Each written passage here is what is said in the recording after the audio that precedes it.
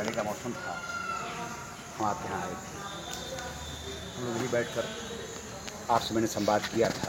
आपके बीच में आने का जो उद्देश्य है, प्रमुख उद्देश्य यह है कि माध्यमिक का वित्तविहीन शिक्षक अपने इस समय कह लीजिए कि बेहद ही संकट काल से गुजर रहा है। ऐसा तो शायद अपने जीवन काल में आप लोगों को भी कभी देखने का अवसर नहीं मिला होगा। और यह जो 6 माह रहा, मार्च से लेकर जो अब तक लॉकडाउन रहा, ऐसे में जो वित्तविहीन विद्यालयों के शिक्षकों का जो रिपोर्ट आया, तो मैक्सिमम विद्यालय वित्तविहीन शिक्षकों को विद्यालय आने से भी रोके हैं। तो उसके पीछे उनका ठोस कारण था कि ना ही विद्यालय उनको बुलाया जाएगा, ना ही उनको पैसा देना पड़ेगा। केंद्रीय एडमिशन मैक्सिमम विद्यालयों में होने लगे। जो पूर्ण वित्तविहीन विद्यालय थे वहाँ केंद्रीय एडमिशन होने लगा, यानी वहाँ का प्रधानाचार्य अपने बड़े बाबू की सहायता से, सहायक लिपि की सहायता से वो अपना एडमिशन ले लिए।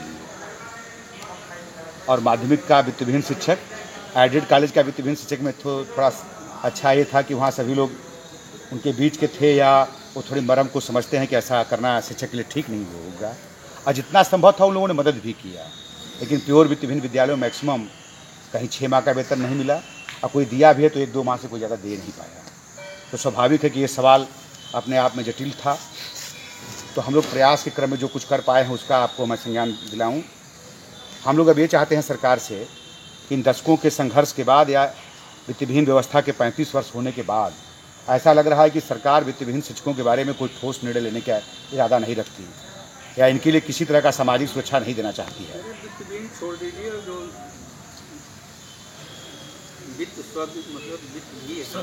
उनका खुद जो है जी संकट पड़ा हुआ जैसे है।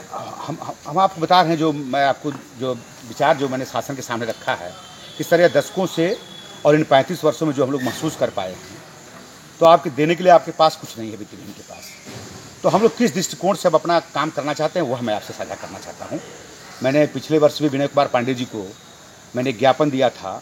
उसमें हमने कहा था कि आज आवश्यकता है कि आप छात्र शिक्षक अनुपात तय कर लें, और वित्तविहीन शिक्षकों को बार बार बात आती है कि वो कुशल श्रमिक के बराबर मजदूरी दिया जाएगा, तो वह शुल्क भी आप बता दें, छात्र शिक्षक अनुपात भी तय कर दें।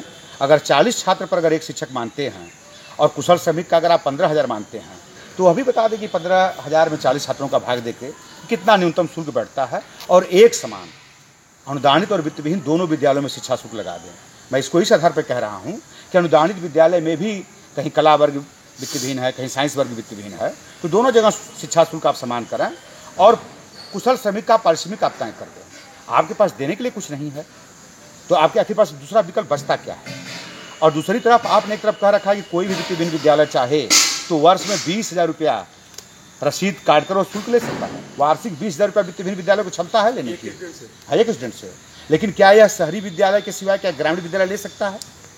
ग्रामीण विद्यालय तो कदापि नहीं ले सकता, क्योंकि इतना फीस देकर कोई पढ़ना भी नहीं चाहेगा।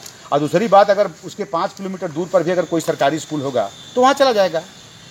तो हर हालत में आप न्यूनतम शिक्षा शुल्क तय करिए और एक कुशल श्रमिक का पारिश्रमिक तय करिए, क्योंकि 35 वर्ष से यही समझाया है कि आपके पास देने के लिए कुछ नहीं है।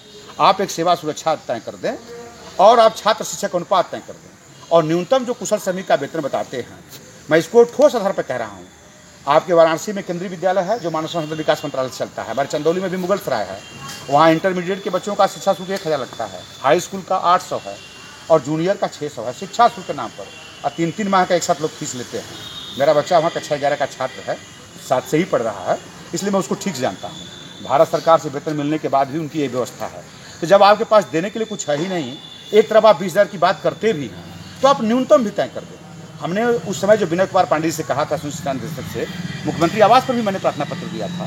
मैंने इतना ही कहा था कि सर आप शुल्क प्रतिपूर्ति के बराबर भी धनराशि रखते हैं तो भी एक न्यूनतम वेतन तय हो जाता है। जैसे 32 रुपये इंटर के बच्चों को लौटाते हैं, हाई स्कूल के बच्चों को 22 रुपये लौटाते हैं। अगर उसके बराबर भी अगर शिक्षा शुल्क समान रूप से रखते तो भी एक रास्ता खुल जाता है।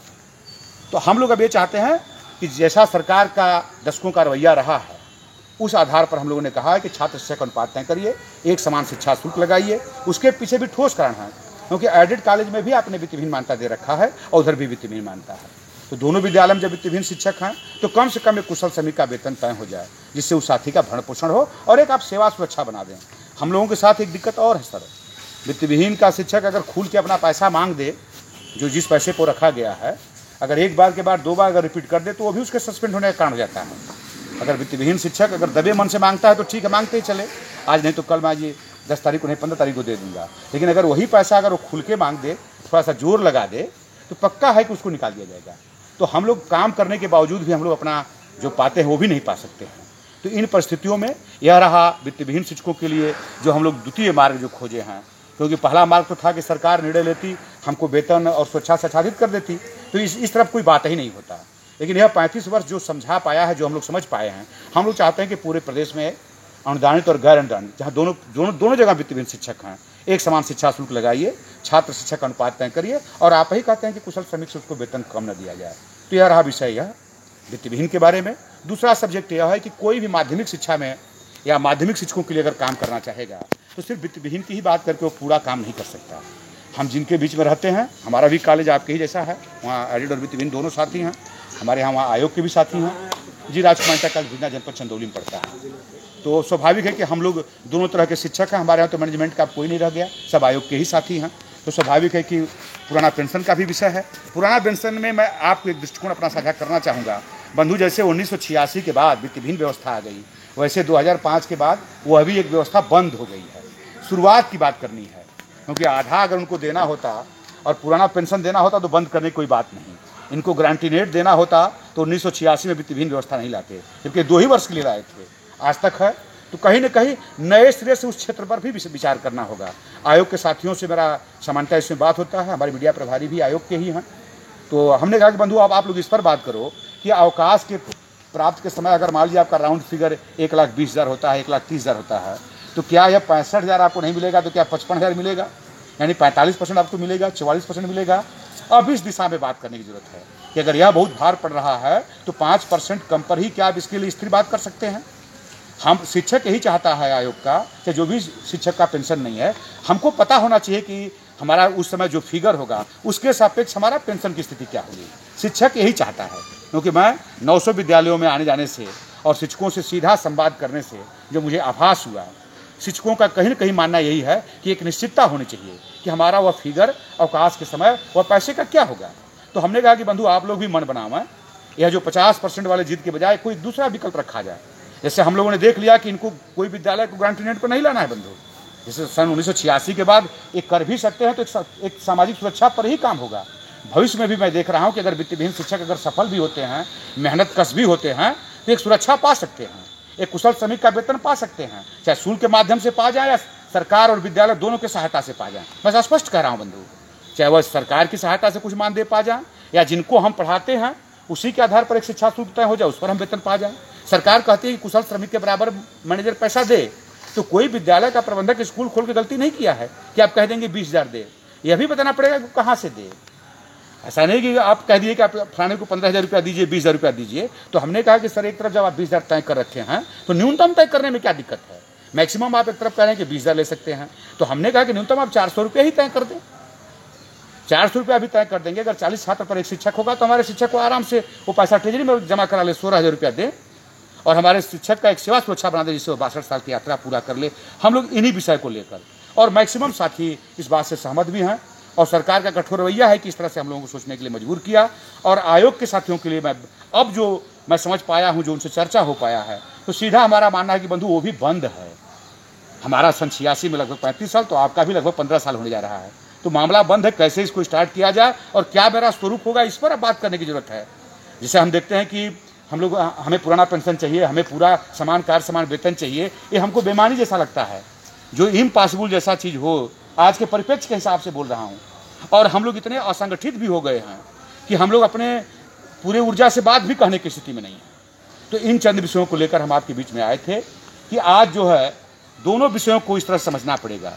और देखिए, आज एक संकट और मैं आपसे साझा करना चाहता हूँ। माध्यमिक में मुख्यतः हम तो कोई धड़ा नहीं मानते, लेकिन 2 प्रकार के शिक्षक तो हैं। 13% अनुदानित शिक्षक, 87% वित्तविहीन शिक्षक। दोनों लोगों का अपना अपना इंटरेस्ट है। लेकिन अब आज ऐसे कॉमन व्यक्ति की आवश्यकता है जो वित्तविहीन की भी बात सजगता से कह सके, और अनुदानित शिक्षकों का जो पुराना पेंशन का मैटर है, जैसे तदर्थ शिक्षक का है, व्यवसायिक शिक्षक का, और सारे मैटर हैं। लेकिन आप जानते हैं लोकतंत्र में जो बड़ा मैटर होता है उसी को जब हल कराने में लोगों का बाजा बज जा रहा है, तो जो थोड़े मोड़े लोग बच जाएंगे वो तो छूट जाते हैं बंधु। जैसे शुरू के दिनों में वित्तहीनों की चर्चा जैसे कोई नहीं हो पाती थी, वैसे ही कुछ हैं, मतलब 2001 के बाद का दिया है, जो वेतन पाते हैं उनको परीक्षा देना पड़ेगा। जो नौकरी भी कर रहे हैं उनके लिए भी सरकार कह रही है कि 3 साल 5 साल पर मैं आपको परीक्षा कराऊंगा, जबकि वो अध्यापक किसी एक विषय का है, वो एक विषय को पढ़ा रहा है, आप परीक्षा कराएंगे आपके टोटल विषय का। यानी वो चाहते हैं कि आपकी भी यात्रा 62 साल पूरी ना हो। मैं सरकारों का जो रुख देखता हूँ, जो चर्चा में आती है बातें, यानी जो शिक्षक अगर अपने मेहनत से काम भी पा गया तो ठीक है, आप जिस समय नौकरी पाए उस समय आप ठीक थे। अब वो ये कहना चाहते हैं कि मैं इस समय देखना चाहता हूँ कि आप कहाँ हैं, जबकि वो अपना एक विषय पढ़ाने में माहिर हो गया है।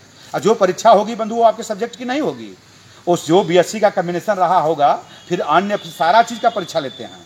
जो आप पढ़ाते हैं उससे बात छूट जाती है। जैसे प्रवक्ता है हिंदी का, अब पता चला कि वो सारे कॉमन चीज़ का पूछने लगे, जनरल नॉलेज भी जानना चाहे, तो उनका मनसा है कि आदमी ऐसा परीक्षा मैं से लूँ घड़ी घड़ी कि यह अपना काम जो है पूरा न कर पाए।